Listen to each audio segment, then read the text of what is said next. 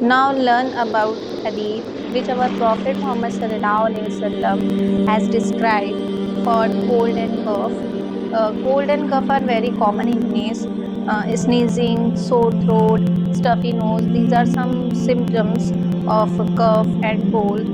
In one narration, Hazrat Anas Raziyallahu anha says that Nabi Sallallahu Alaihi Wasallam said, "For you, Marzan Josh is present. This is very beneficial for cold and cough, and it can be smelled." This hadith is given in Kanzul Umar. Second is raisins, which is known as dry grapes.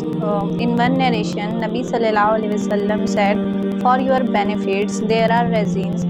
This improves complexion, reduce phlegm, strengthen the organs, remove tiredness, and improve mood." So this hadith is given in Abu Nuaim. It also removes sorrow.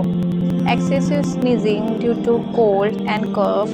In one narration, narrated by Abu Huraira radhiyallahu anhu, that respond 3 times to your brother when he sneezes, and when he sneezes more often, he has cold in his head.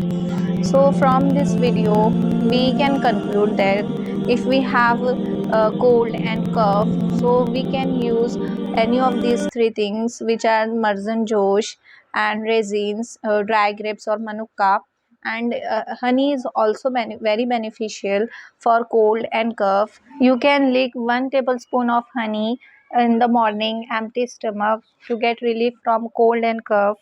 And try to avoid medicine as much as you can, because some medicines contain active ingredients which are not good for our health.